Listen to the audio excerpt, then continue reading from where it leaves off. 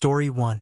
This small town, tucked away in the Midwest, was quiet, peaceful, and almost forgotten by time. It sat by a rural highway, a mere half-hour's drive from the nearest city, yet far enough that most people never bothered visiting.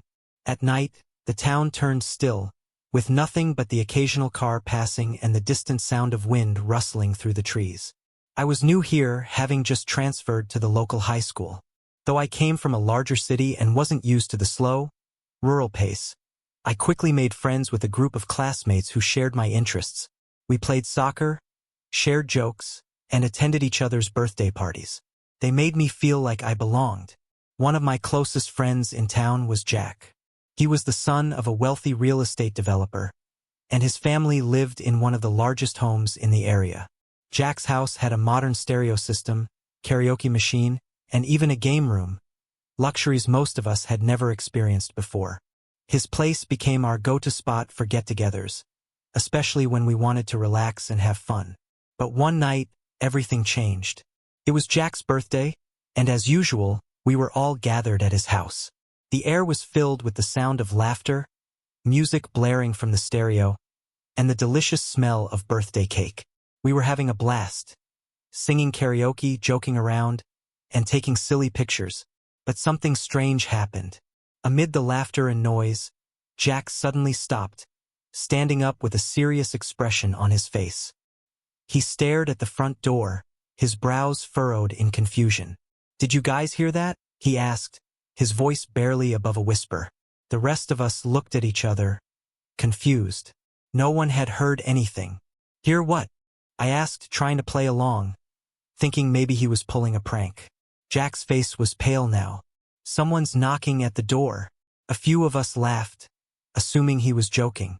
The music was loud, and there was no way we'd miss the sound of knocking over the noise, especially with the doorbell being right there. But Jack wasn't laughing. His eyes were wide, and the color had drained from his face. "I swear," he muttered, standing up and walking toward the door. We all fell silent, watching as Jack reached for the handle and slowly opened the door. He peered outside for what felt like an eternity, before shutting it and walking back toward us.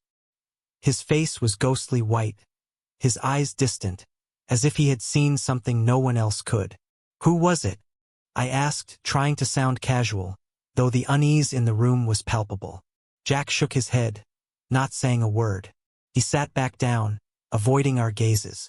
The once festive mood in the room had been completely drained, replaced by an eerie tension. We tried to continue with the party, but no one could shake the feeling that something was off. On the way home that night, I walked with Sarah, one of our friends. The town was quiet, the only sounds coming from the occasional rustling of leaves and the crunch of our footsteps on the gravel. "I need to tell you something about Jack," Sarah began, her voice low. I looked at her, curious. She seemed hesitant to continue, as if unsure whether to share what was clearly troubling her. "You know his mom passed away a few years ago, right?" I nodded. Jack had mentioned it briefly before, but we never talked about it much. "Well, there's more to the story," Sarah continued. "One day, while Jack was still in school, he suddenly felt a strange urge to go home. He couldn't explain why, but he left during break and biked home." Sarah's voice dropped to a whisper, and I felt a chill run down my spine. When Jack got to his house, he saw two strangers, a man and a woman, standing outside his apartment building. They asked if he knew someone by his mother's name. Jack told them that she was his mother, and they said they were her co-workers, there to pick her up.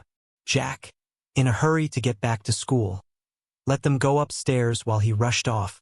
I could sense where the story was headed, and my heart pounded in my chest. That afternoon, Jack came home again and found his mother had died of a heart attack. And you know what's weird? Sarah stopped walking, her eyes wide. I swallowed hard, waiting for her to finish. The direction those strangers pointed when they said they were from work was towards the funeral home. A cold shiver crawled up my spine. Jack had never mentioned those strangers before, and now the knocking at the door during his birthday made even less sense. The next day, I tried calling Jack to check on him, but there was no answer. It wasn't until later that afternoon when I got the news. Jack had been hit by a car on his way to school. He died instantly. Couldn't believe it. Just a day ago, we were celebrating his birthday, laughing and joking around. And now he was gone. No one could explain the strange events surrounding his death. Some said it was just a tragic accident, but I couldn't shake the feeling that something more sinister was at play. I couldn't help but think about the knocking at the door, his pale face, and the mysterious strangers who had come to his home years earlier. A week after Jack's death, one of our other friends, Tony, confided in me about a disturbing dream he had. "I saw Jack in my dream," Tony said, his voice trembling. "He was standing on a soccer field, wearing his old cleats. He asked me to come play with him." At first, Tony thought nothing of it. But the next day, during gym class, Tony nearly fell from the top of the bleachers. If it hadn't been for the coach grabbing him just in time, he would have broken his neck. When Tony looked down at his feet, he realized he was wearing the same cleats Jack had worn in his dream. He hadn't touched those shoes since Jack's birthday, when everyone had thrown their old, smelly soccer cleats in a pile after playing. Terrified, Tony rushed home and told his mother about the dream and the near accident. She insisted that the cleats be burned, along with a new pair as a sort of offering, to avoid further bad luck. I didn't know what to think anymore. The strange knocking, Jack's death, Tony's dream. It all seemed connected in ways I couldn't explain. A part of me wondered if Jack had seen something that night at the door, something that none of us could comprehend. No one will ever know what Jack saw or who or what was knocking at that door. But one thing was clear. There are forces at play in this world that we may never understand. And sometimes, when they come knocking, they come to take you away. Story 2. It was a cold, crisp autumn afternoon in New York City. The wind blew sharply through the streets, sending shivers down my spine as I wandered aimlessly along the bustling avenues. Despite the city's never-ending energy, there was something about the late afternoon light and the chill in the air that made everything seem distant, almost disconnected from reality. That's when I saw her, Megan. She was walking down the street, her black coat buttoned tightly around her slender frame, her long dark hair flowing behind her. She wore an eye patch over her right eye, and though she was dressed casually, there was something haunting about her appearance. It was like seeing a ghost from my past. "Megan?" I called out, unsure if she would even remember me. She stopped and turned, her face lighting up with recognition, but her smile was faint, almost as if it took great effort to form. "James," she replied softly, her voice barely audible above the noise of the city. We had been close friends in high school. Back then, Megan was bright, full of life, and always surrounded by people. But after graduation, we drifted apart. I hadn't heard from her in years, and now, seeing her like this, pale, worn, and with an eye patch, it was hard to reconcile the girl I once knew with the woman standing before me. We exchanged pleasantries, and soon found ourselves in a small coffee shop on the corner, sitting across from each other in an awkward silence. "Megan, what happened to your eye?" I finally asked, unable to hold back my curiosity any longer. For a moment, she didn't respond. She stirred her coffee slowly, watching the dark liquid swirl around the cup, as if searching for an answer in it. Then, without looking up, she spoke. "Do you believe that people are born evil, James?" The question caught me off guard. "Evil? What do you mean?" She sighed, finally meeting my gaze. Her expression was filled with a deep sadness, a pain that I couldn't quite place. "I lost my eye because I killed someone," she said quietly, her words sending a jolt of shock through me. My first instinct was to laugh, to brush it off as some sort of dark joke, but Megan wasn't smiling. Her face was pale, serious, and there was no humor in her eyes. Who did you kill?" I stammered, struggling to process what she was telling me. "My father." Megan told me everything. Her mother had died when she was young, and she had been raised by her father, a man who, by all accounts, was a cruel and abusive figure in her life. He had isolated her from friends, controlled her every move, and had grown increasingly violent over the years. One night, things escalated beyond anything Megan had ever imagined. "He tried to do things to me," she said, her voice barely more than a whisper. "I fought back. I don't know how I found the strength, but I grabbed a knife, and I stabbed him. She paused, her fingers trembling slightly as she recounted the memory. I thought I'd feel guilt or horror, but I didn't. All I felt was relief. I sat there stunned. I couldn't reconcile the Megan I remembered with the person in front of me now. The girl I once knew had been so full of life, always laughing, always kind. How had it come to this? She removed the eye patch, revealing an empty, black socket where her right eye had once been. I lost my eye as part of the price for what I did, Megan explained, her tone bitter. I didn't go to jail. Instead, I've been carrying this guilt, this curse, ever since. I didn't know what to say. What do you say to someone who confesses to killing their own father? Megan had been defending herself, but still, the weight of her actions clearly haunted her. Before I could respond, Megan reached into her coat pocket and pulled out a small piece of paper. She handed it to me. This is my address. If you think you can understand. If you don't think I'm a monster, come see me tonight. I took the paper, my hand shaking slightly.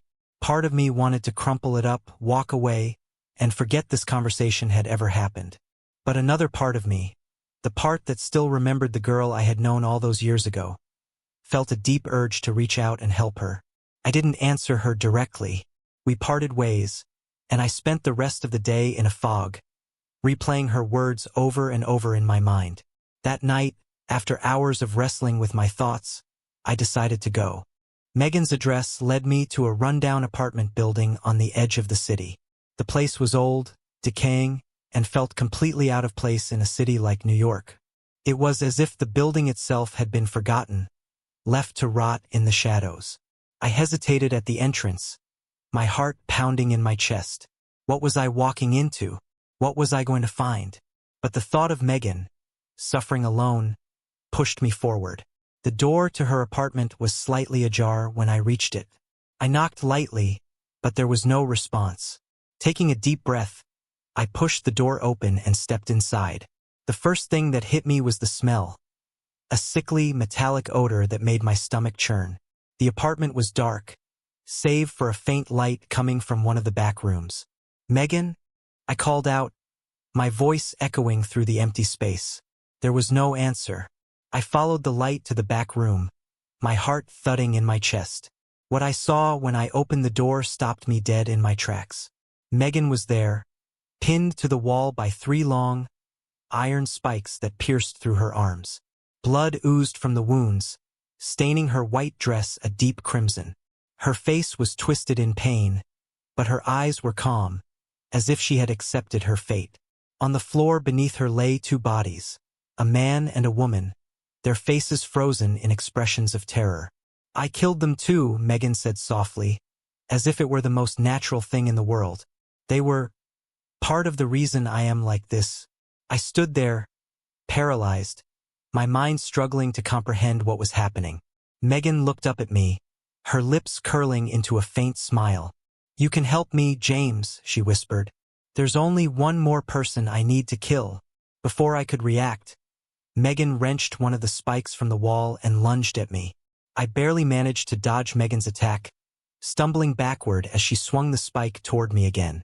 Her face was contorted with rage, her once familiar features now twisted into something monstrous. Megan, stop! I shouted, but it was clear she wasn't listening. She came at me again, and this time I managed to push her away, sending her crashing to the floor. For a moment, she lay there, breathing heavily, her eyes wide and wild. You don't understand, she hissed, struggling to her feet. I have to do this. I have to finish it.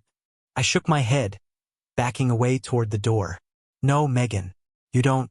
Her expression softened, and for a brief moment, I saw the old Megan again. The girl I had once known, the girl who had been my friend. But then her eyes darkened once more, and I knew I couldn't save her. I turned and ran, fleeing the apartment as fast as I could. Behind me, I heard Megan's laughter echoing through the hallway. A cold, hollow sound that would haunt me for the rest of my life. I never saw Megan again after that night. The police found the bodies in her apartment, but Megan had vanished, leaving no trace behind. To this day, I still think about her. I wonder if she's still out there, carrying out her twisted quest for redemption. Or maybe she's gone, lost to whatever darkness had consumed her. But no matter what happened to her, one thing is certain. The Megan I knew is gone, replaced by something far more terrifying. And I will never forget the look in her eye, the look of someone who had crossed the line between life and death, and found only madness waiting on the other side. Story 3. In the quiet, rural outskirts of a small Midwestern town, I lived in a modest wooden house, tucked away off a rarely traveled road. Though the highway connected to the nearby city, it always felt like a distant world.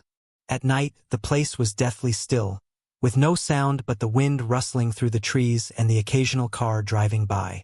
My life was simple. I worked a routine job and rarely ventured into the city unless necessary. There wasn't much socializing in my life. I kept to myself, enjoying the solitude. I found comfort in the stillness, especially as the sun set, casting a golden glow through the windows. Everything felt peaceful. But that peace wouldn't last. The first sign of change came one night, at a time when everything should have been quiet and calm. It was late, around 2 in the morning. I had woken up with a stomach ache from overeating during dinner, so I went to the kitchen to pour myself some water. The house was silent except for the sound of my feet padding across the wooden floor. As I sipped my water, I suddenly heard the low hum of an engine in the distance, breaking through the stillness. It was strange, given how rarely cars passed by this late. I walked over to the window, parting the curtains slightly to peer outside. That's when I saw it. A black hearse slowly driving down the road.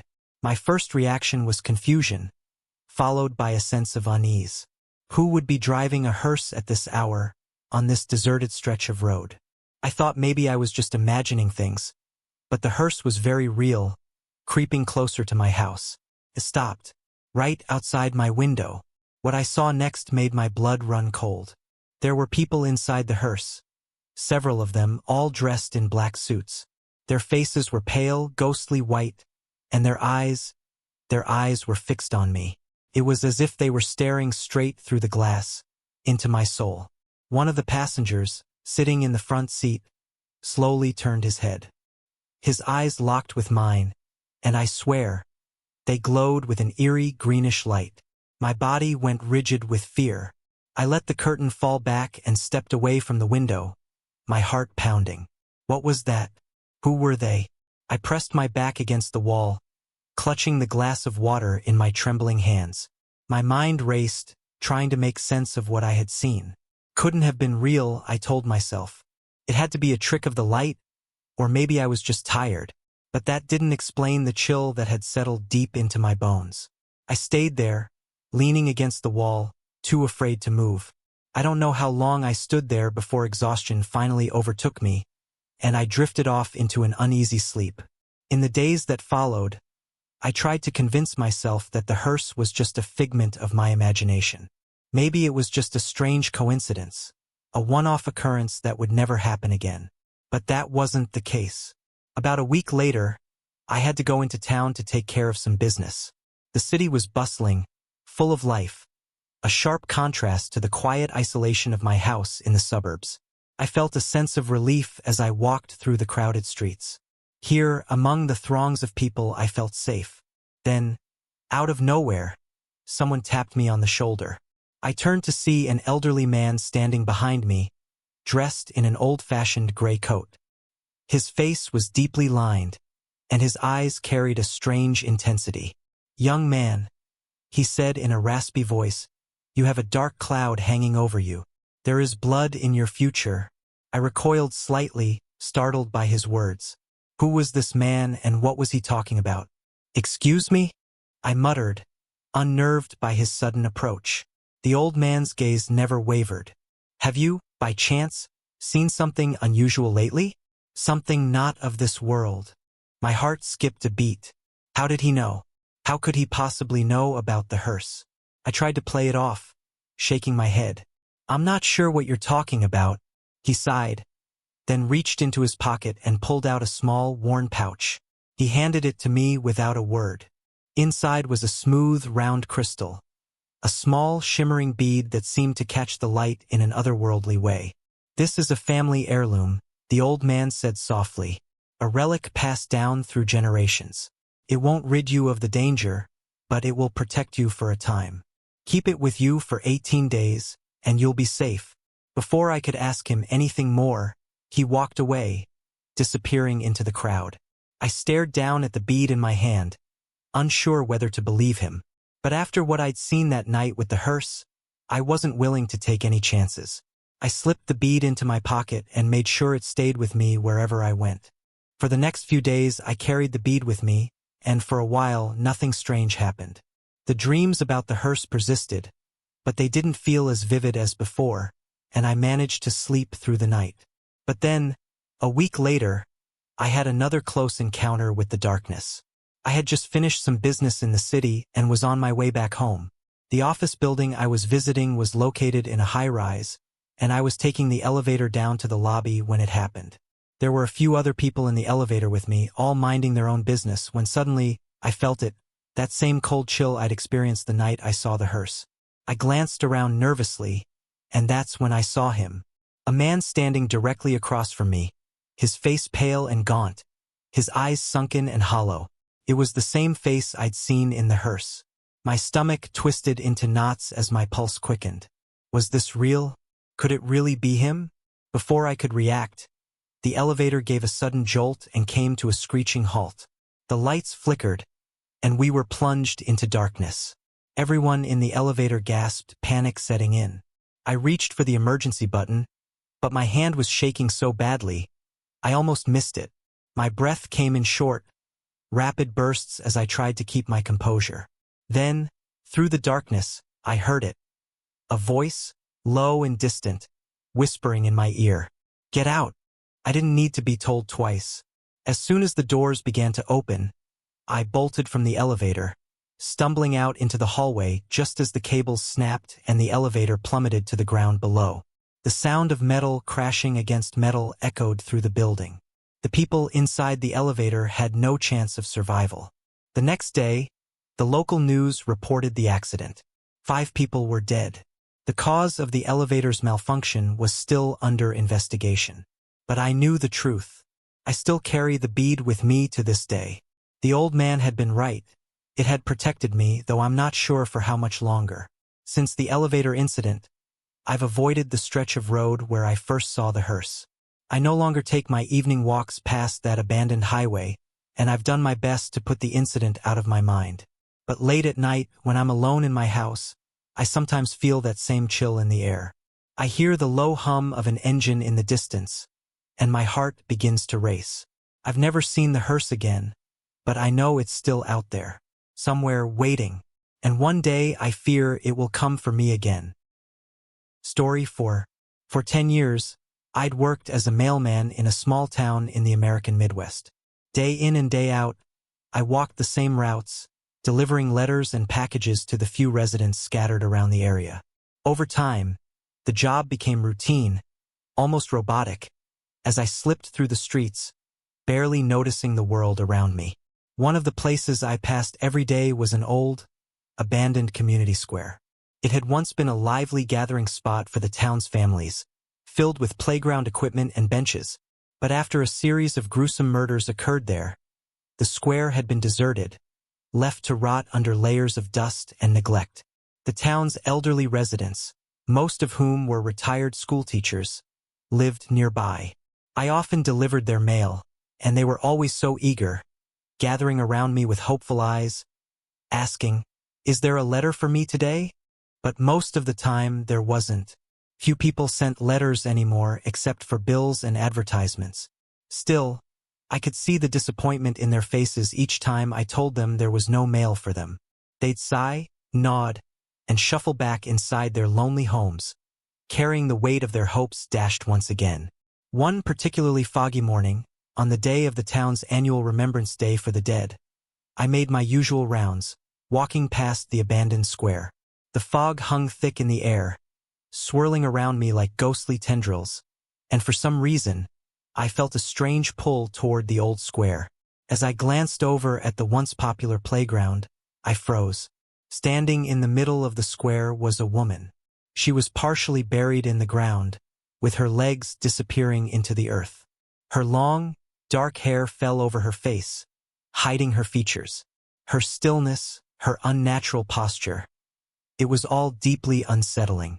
My heart pounded in my chest as I stared, unsure of what I was seeing. I tried to convince myself that it was just a trick of the fog, that my mind was playing games with me. But then, she lifted her head. Our eyes met. The moment her gaze locked with mine, a wave of coldness washed over me, making my entire body stiffen with fear. Her eyes were dark, empty, as if they had seen things no living person should ever witness. I felt rooted to the spot, unable to tear my eyes away from hers. Then, with a deep sense of dread, I forced myself to turn and walk away. I didn't dare run, though every fiber of my being screamed at me to flee.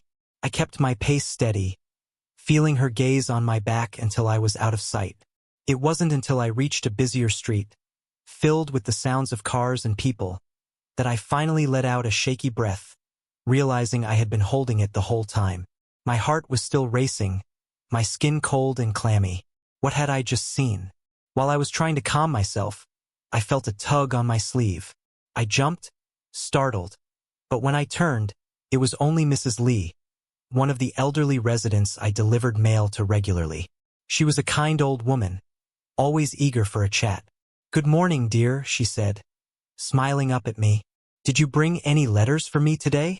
I shook my head, still shaken from what I had just witnessed. "No, Mrs. Lee, I'm afraid there's nothing for you today."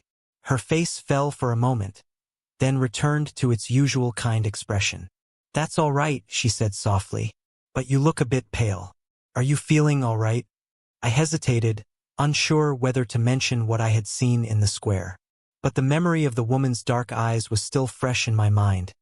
So I blurted out, "Mrs. Lee, have you ever noticed a strange woman in the old square? The one who looks like she's buried halfway into the ground."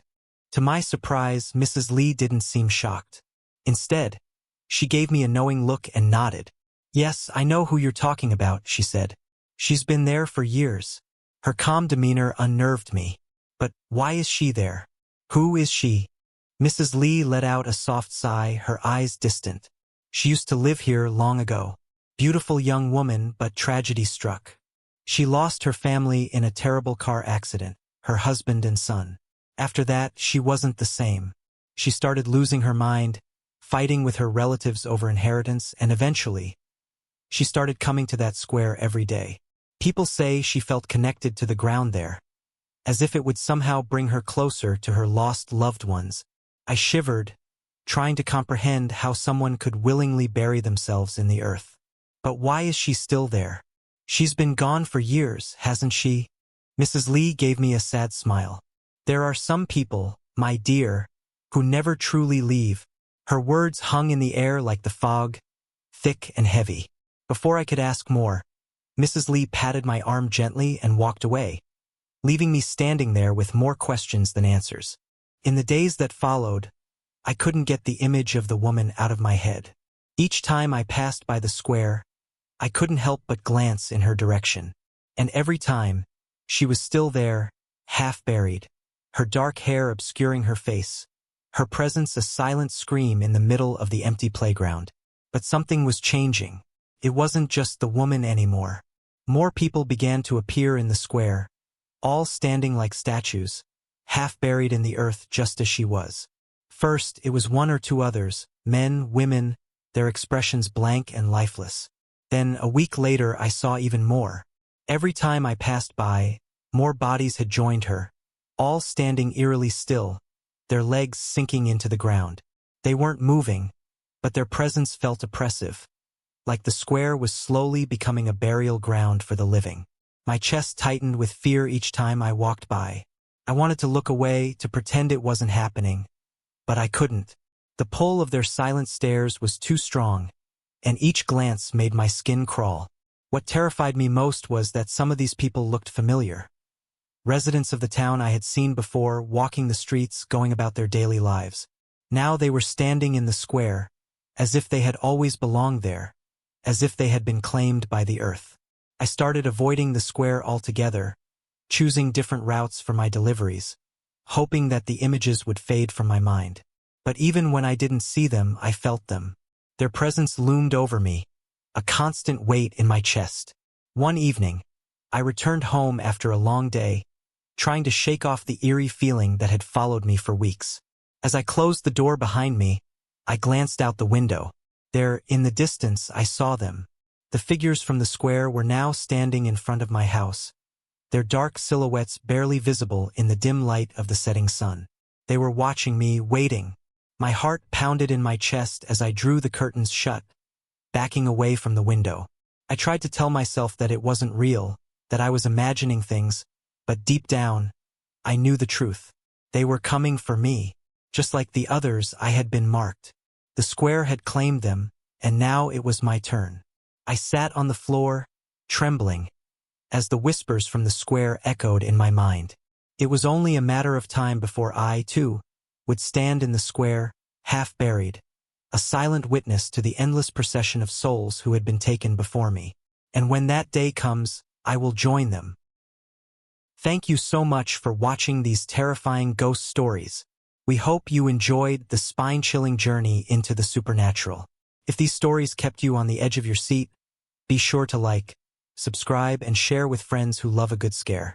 But before you go, we have a question for you. Which ghost story creeped you out the most? Was it the eerie knocking at the birthday party, the dark secret of Megan's past, the haunted hearse, or the chilling ghosts in the square? Let us know in the comments below. We'd love to hear your thoughts. Also, have you ever experienced something paranormal or strange? Share your story in the comments, and maybe we'll feature it in a future video. Don't forget to hit the notification bell so you never miss another terrifying tale. Stay tuned for more spine-tingling stories.